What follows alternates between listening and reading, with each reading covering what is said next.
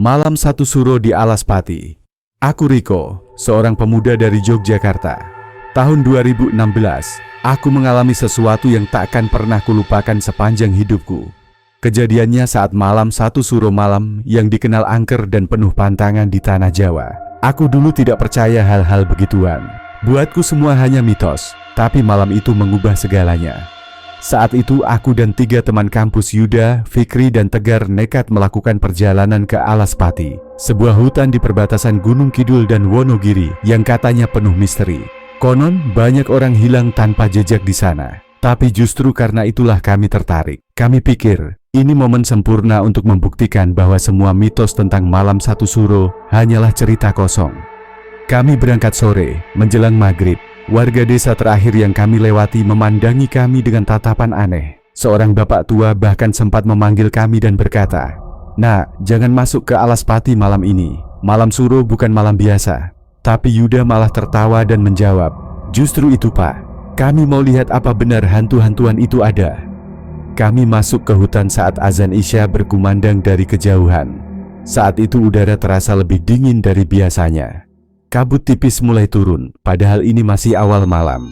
Anehnya, sinyal HP kami langsung hilang serentak. Tapi kami tetap melanjutkan perjalanan masuk lebih dalam. Yuda membawa kamera untuk merekam semua, berniat membuat konten YouTube bertema horor. Di tengah perjalanan, kami menemukan sebuah batu besar berlumut, berbentuk seperti altar. Di atasnya ada sesaji yang masih segar, bunga 7 rupa, kemenyan, dan kepala ayam yang baru dipotong. Harum bunga dan bau amis darah bercampur jadi satu, menusuk hidung. Aku merasa ada yang mengawasi. Bulu kudukku berdiri. Tapi lagi-lagi, Yuda malah menyalakan kamera dan bilang, "Wah, ini spot keren banget buat buka vlog." Saat dia mulai merekam, tiba-tiba lampu senter kami meredup semua. Lalu, gelap. Kami panik. Senter tak menyala meski baterainya penuh. Kami berdiri di tengah hutan. Dalam gelap gulita, Tegar mulai membaca doa pelan-pelan. Lalu terdengar suara gamelan, pelan, samar, seolah berasal dari jauh, tapi kemudian makin jelas. Kami saling berpandangan, gemetar. Suara itu diiringi suara perempuan menembang tembang Jawa kuno, sedih dan panjang. Aku hampir menangis saking takutnya. Lalu dari arah pepohonan muncul sosok putih, tinggi, rambut menjuntai ke tanah, matanya merah menatap kami tajam. Dia hanya berdiri diam, tidak bergerak, tapi udara jadi sangat dingin. Mulutku terkunci. Fikri jatuh terduduk sambil menangis. Sosok itu mendekat, pelan. Tegar pingsan. Yuda, yang dari tadi masih pegang kamera, mendadak muntah darah. Kamera terjatuh dan terdengar suara, "Wih.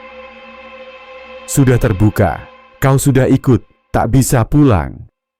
Aku berusaha membopong Tegar, menyeretnya sambil menjerit, memanggil-manggil nama Allah. Aku tak tahu bagaimana, tapi tiba-tiba semuanya gelap, benar-benar gelap. Aku tersadar di pinggir jalan desa, matahari sudah tinggi. Tegar masih pingsan, Fikri duduk memeluk lutut, matanya kosong. Yuda tidak ada. Kami kembali ke kota, lapor ke polisi, cari kemana-mana. Tapi tubuh Yuda tak pernah ditemukan. Anehnya, kamera Yuda ditemukan di pos ronda desa beberapa hari kemudian. Kami sempat menonton rekamannya. Isi video itu membuatku merinding sampai hari ini. Terekam jelas sesajen di batu, suara gamelan, dan sosok putih itu muncul dari kabut. Lalu kamera goyah dan terdengar suara Yuda berteriak panik. Maaf. Aku cuma bercanda. Jangan ambil aku. Jangan." Kemudian, video berhenti. Sejak saat itu, hidup kami tak pernah sama. Tegar mengalami gangguan jiwa dan harus dirawat. Fikri memilih pindah ke pesantren dan tak pernah mau bicara soal kejadian itu. Aku hanya bisa menulis ini sebagai peringatan. Jangan remehkan malam Satu Suro, apalagi jika engkau berada di tempat yang tidak seharusnya. Karena malam itu, batas antara dunia kita dan mereka benar-benar tipis. Dan mungkin, Yuda masih terjebak di dalamnya. Sampai hari ini, bantu subscribe channel ini, agar bisa upload setiap hari. Salam horor.